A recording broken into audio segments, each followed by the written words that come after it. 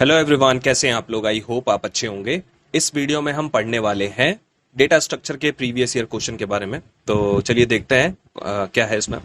Size number of cells of 0 to 4 rows indicates and 0 to 5 column indicates of a matrix. कोई matrix है, उसमें 0 to 4 रोज हैं और 0 to 5 columns हैं, तो कितने नंबर ऑफ सेल्स होंगे इसको बताना है। तो चलिए देखते हैं। जैसे मैंने ये डायग्राम बना रखा है, तो इसमें रोज कितनी हो गई। रोज जो है 5 हो गई। एक 0 हो गई, फिर 1 हो गई, फिर 2 हो गई, फिर 3 हो गई और 4 हो गई। तो मतलब टोटल 5 हो गई। 0 से लेकर के 4 तक 5 हो गई, है ना। ऐसे ही 0 से 5 तक कॉलम्स है ना। तो एक 0, 1, 2, 3, 4 और 5, मतलब टोटल 6 हो गई। तो कितने हो गए, 6 पंचे 30। हाँ, टोटल कितने सेल्स हो गए, 30 सेल्स होंगे। तो ऑप्शन हमारा फर्स्ट सही हो जाता है।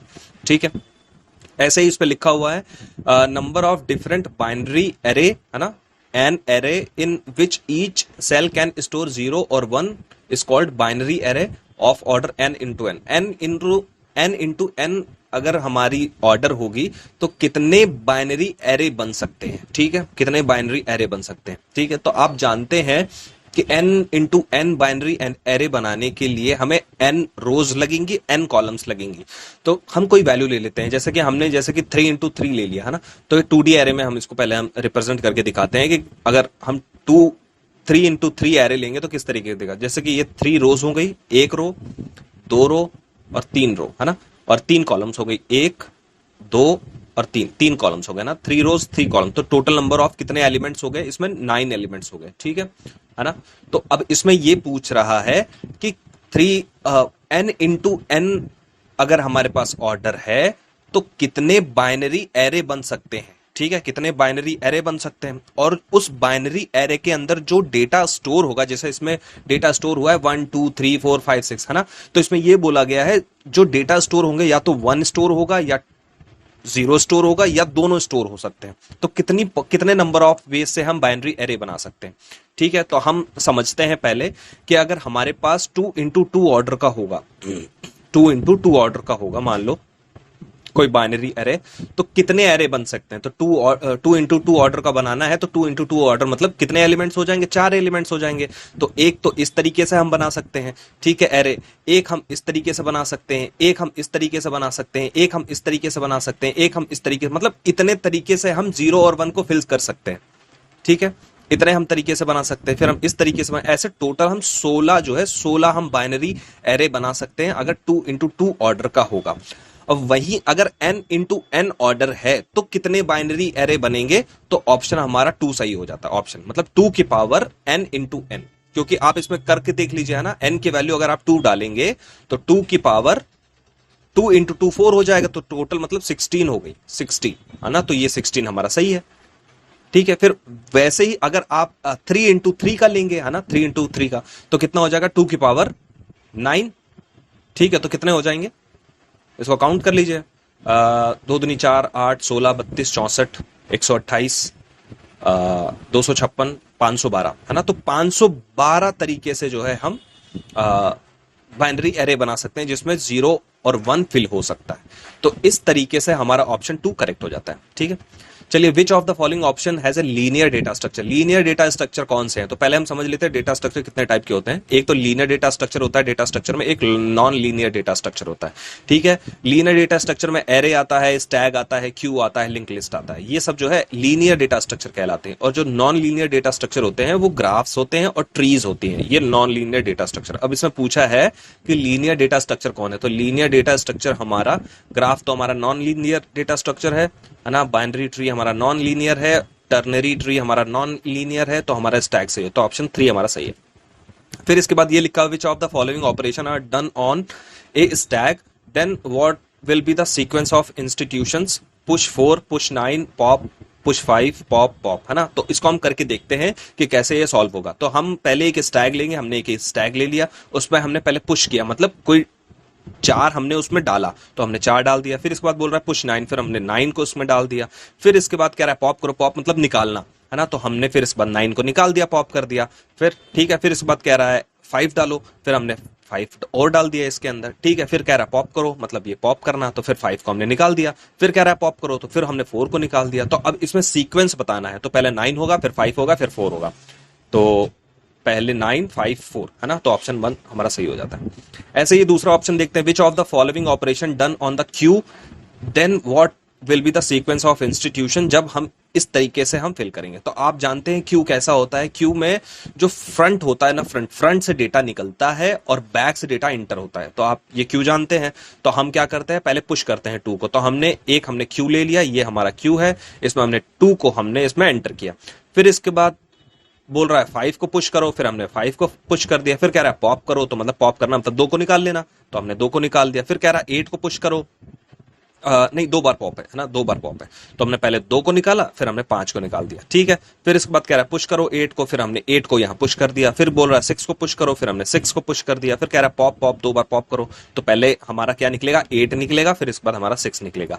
अब ये पूछ रहा है सीक्वेंस, तो सीक्वेंस हमारा क्या हो जाएगा, 2 5 8 6, तो 2 5 8 6 हमारा ऑप्शन 4 सही हो जाता है। तो इस तरीके से हम क्वेश्चन को सॉल्व करेंगे।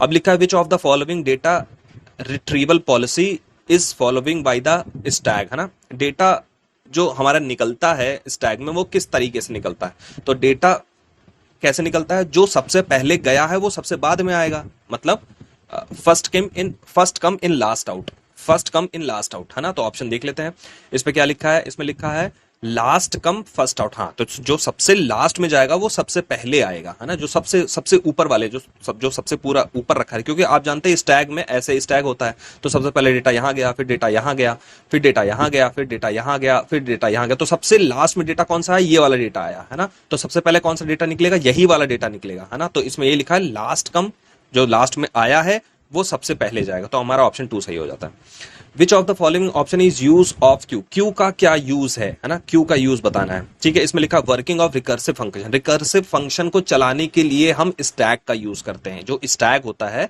स्टैक का हम रिकर्सिव फंक्शन जो भी हमारे सी प्रोग्रामिंग में होते हैं, तो हम स्टैक का यूज करके हम रिकर्सिव फंक्शन को हम सॉल्व करते हैं, ठीक है। इसमें लिखा है फंक्शन कॉल नहीं किया जाता है, ठीक है। फंक्शन कॉल हम क्यू से नहीं करते हैं, फंक्शन कॉल डायरेक्टली कॉल हो जाता है, ठीक है। फिर इसके बाद जो सीपीयू शेड्यूलिंग होती है, सीपीयू शेड्यूलिंग, तो सीपीयू शेड्यूलिंग में हम क्यू का इस्तेमाल करते हैं। कैसे हम करते हैं, जैसे कि मान लीजिए ये एक क्यू है और आपने कोई ऑपरेशन दिया, मान लीजिए अपने सीपीयू को अपने आप ऑपरेशन दिया कि एक पेज को प्रिंट करना है, तो पेज जा करके यहाँ क्यू में लग जाएगा, ठीक है। एक पेज यहाँ लग गया, फिर इसके बाद आप कह रहे दूसरा पेज प्रिंट करो, फिर यहाँ दूसरा क्यू में लग जाएगा, ठीक है। फिर कहेगा तीसरा पेज प्रिंट करो, फिर ये ऐसा क्यू, मतलब क्यू में जाकर के ही डेटा को 1 बाय 1 जैसे ही हम इंस्ट्रक्शन देते चले जाएंगे, वैसे ही हमारा सीपीयू उसको सॉल्व करता चला जाएगा। तो हमारा सीपीयू शेड्यूलिंग में जो है क्यू का इस्तेमाल करते हैं ना। Evolution of mathematical mathematical expression को सॉल्व करने के लिए हम जो है क्यू का इस्तेमाल नहीं करते, ठीक है। तो सीपीयू शेड्यूलिंग हमारा आंसर करेक्ट हो जाता है ना। फिर इसमें लिखा D queue data structure is also known as, तो डीक्यू क्या होता है ये पहले देख लेते हैं, है ना।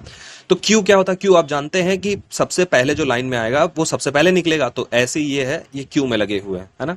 तो ये सबसे पहले आया है तो इसको सामान मिलेगा, फिर इसको मिलेगा, फिर इसको, तो ये क्यू कहते हैं।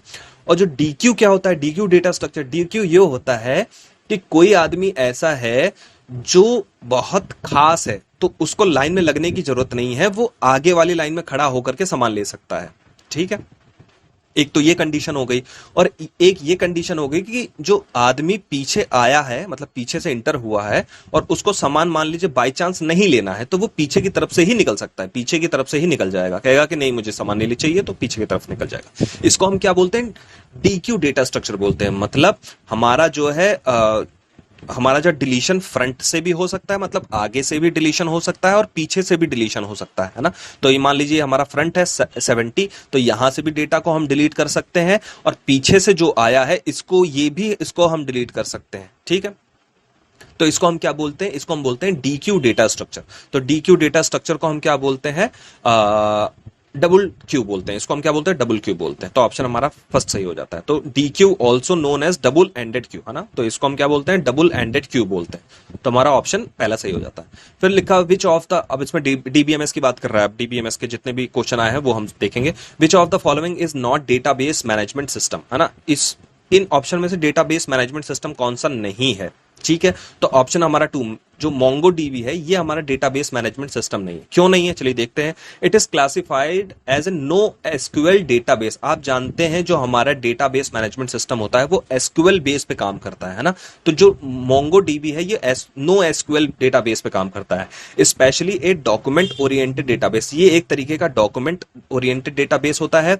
Relational database primary use the structured query language. जो हमारा डेटाबेस रिलेशनल डेटाबेस होता है जो कॉमनली सब यूज करते हैं उसको हम क्वेरी के थ्रू सॉल्व करते हैं, क्वेरी लगाते हैं, एसक्यूएल लगाते हैं, उसको हम रिलेशनल डेटाबेस मैनेजमेंट सिस्टम बोलते हैं। लेकिन जो MongoDB होता है uses its own query language, ये जो है अपनी खुद की क्वेरी लैंग्वेज को यूज करता है।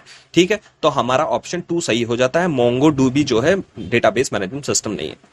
ठीक है, विच of the following option is multi value characteristics ना। मल्टी वैल्यू कैरेक्टरिस्टिक्स क्या होती है तो पहले देख लेते हैं। जैसे कि मान लीजिए स्टूडेंट है, कोई स्टूडेंट का रोल नंबर होगा, कुछ DOB होगा, डेट ऑफ बर्थ होगा, कुछ 4 नंबर होगा। ठीक है, तो जो रोल नंबर होगा वो तो सिंगल ही होगा ना, एक ही रोल नंबर होगा उसका, है ना, तो ये सिंगल वैल्यू है। ठीक है, ऐसे ही डेट ऑफ बर्थ है, डेट ऑफ बर्थ भी किसी एक स्टूडेंट का एक ही होगा, दो डेटाबेस नहीं हो सकते। तो इनको हम क्या बोलते हैं, सिंगल वैल्यू कैरेक्टरिस्टिक्स बोलते हैं या सिंगल वैल्यू एट्रीब्यूट बोलते हैं।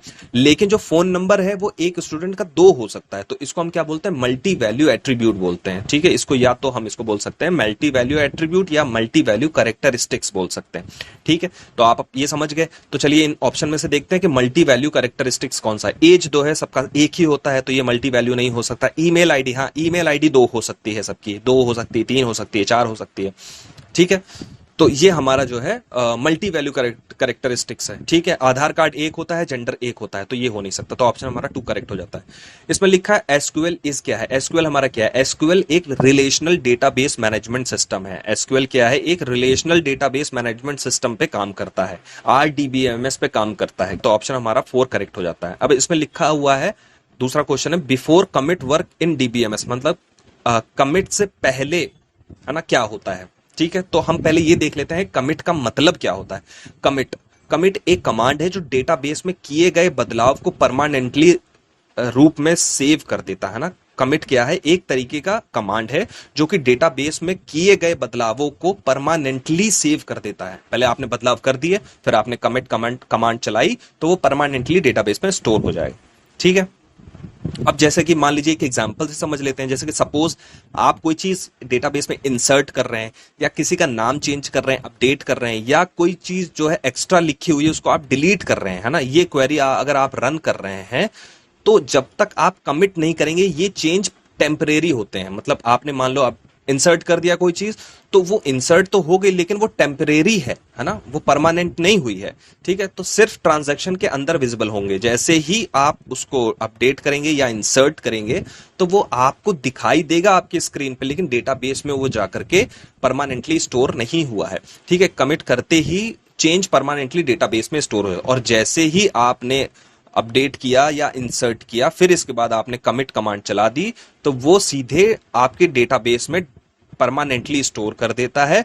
फिर उनको रोल बैक नहीं किया जा सकता है। रोल बैक ना करने का मतलब ये होता है उनको अंडू, मतलब दोबारा से वो नहीं किया जा सकता है। तो कमिट का मतलब ये होता है। अब हम ऑप्शन पढ़ते हैं। ऑप्शन क्या है, the changes you made are not visible to you not to the developer of the database. नहीं, हमें विजिबल होता है लेकिन तो डेवलपर कोई दूसरा डेवलपर होगा तो वो तो देखेगा ही, जो डेटाबेस में स्टोर होगा वही चीज तो देख पाएगा। लेकिन हम जो देखेंगे, जो हमने ट्रांजैक्शन किया है वो हमारी स्क्रीन पे दिखाई देगा, ना कि दूसरे के स्क्रीन पे दिखाई देगा। ठीक है, the changes you made are visible to you and other developer the database instance. नहीं, हमें दिखाई देगा और अदर डेवलपर को नहीं दिखाई देगा, क्योंकि वो डेटाबेस को फेच कर रहा है, हम टेम्परेरी उसको इंसर्ट और अपडेट कर रहे हैं। तो ये भी ऑप्शन हमारा गलत हो जाता है। पहला ऑप्शन गलत है, दूसरा ऑप्शन गलत है। ठीक है, अब तीसरा ऑप्शन देखते हैं। The changes you make our not final. ठीक है, ये सही है, not final, but you can do it with roll back statement, है ना। You can not do it roll back, नहीं, इसमें हम रोल बैक कर, जब फाइनल नहीं है तो हम रोल बैक कर सकते हैं। हमने जब कमिट कमांड चलाया ही नहीं है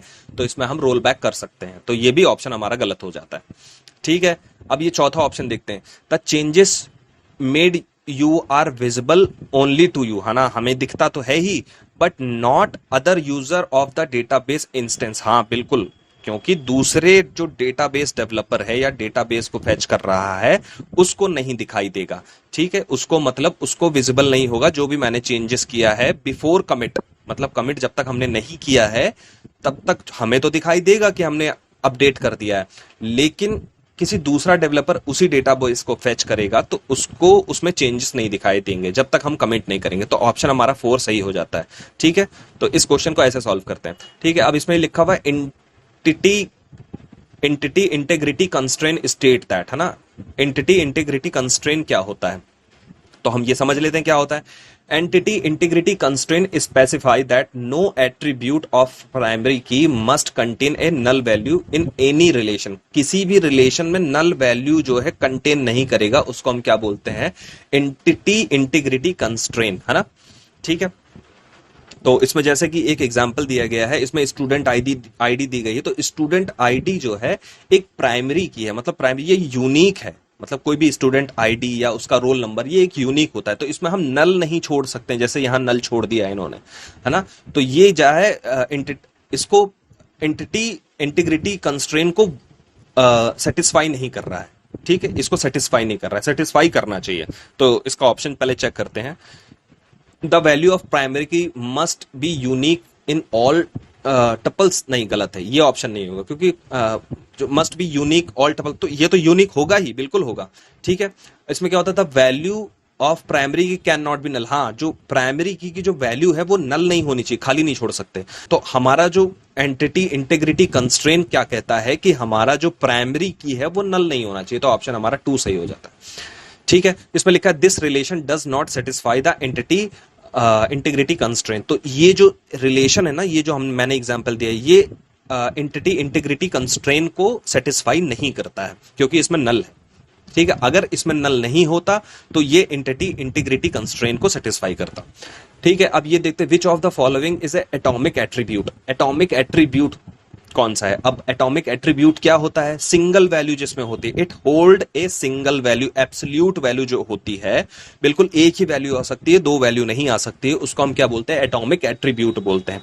ठीक है, अब जैसे डेट ऑफ बर्थ है, डेट ऑफ बर्थ एक एटॉमिक एट्रीब्यूट नहीं है। क्यों नहीं है, क्योंकि इसमें मंथ भी आता है, इसमें डेट भी आता है, इसमें ईयर भी आता है, मतलब 3 चीजें आती है, तो ये एटॉमिक नहीं है। ठीक है, टेलीफोन नंबर 2 हो सकते हैं, किसी का 1 हो सकता है ना, फिर 2 हो सकता है, किसी का 3 होता है, तो इस तरीके से ये भी एक एटॉमिक एट्रीब्यूट नहीं है। जो नेम है, नेम भी एक एटॉमिक एट्रीब्यूट नहीं है, क्योंकि इसमें फर्स्ट नेम हो सकता है, लास्ट नेम हो सकता है, मिडिल नेम हो सकता है, तो ये भी एक एटॉमिक एट्रीब्यूट नहीं है। लेकिन जो एज है हमारा, एज को हम फर्दर डिवाइड नहीं कर सकते, क्योंकि एज किसी की सिंगल ही होगी, या तो कोई 10 साल का होगा, या तो कोई 11 साल का होगा, या तो कोई दूसरी एज का होगा। तो जो है हमारा एज एटॉमिक एट्रीब्यूट, तो हमारा ऑप्शन 4 सही हो जाता है। ठीक है, अब इसमें लिखा which of the following option is a DML command of Oracle. Oracle का डीएमएल कमांड कौन सा है, तो जो अल्टर कमांड है, अल्टर कमांड क्या होता है पहले ये देख लेते हैं।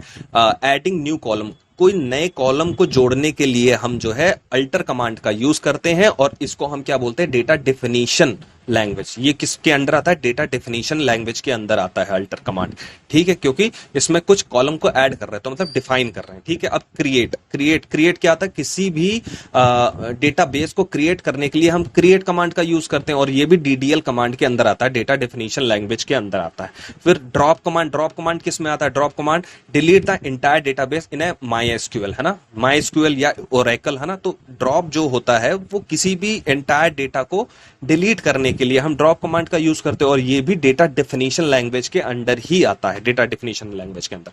लेकिन जो हमारा डिलीट कमांड है, delete state that state is data manipulation language, है ना। तो ये किसके अंदर आता है, डेटा मैनिपुलेशन लैंग्वेज, क्योंकि मैनिपुलेट कर रहे हैं डिलीट करके, है ना, उसमें मैनिपुलेट कर रहे हैं। अब इसमें ड्रॉप में क्या था, एंटायर डेटा को हम डिलीट कर रहे हैं, तो डिफाइन कर रहे हैं, मतलब डिफिनेशन है एक तरीके का। लेकिन जब डिलीट करते हैं तो डेटा को मैनिपुलेट कर रहे हैं, ये परमानेंटली डिलीट नहीं होता है, मतलब कोई भी रो है या कोई भी टेबल है उसको आप डिलीट कर रहे हो, तो डिलीट करने के मतलब उसमें कुछ मैनिपुलेट कर रहे हो, है ना। तो ये एक मैनिपुलेट डेटा बेस के अंदर कमांड आती है।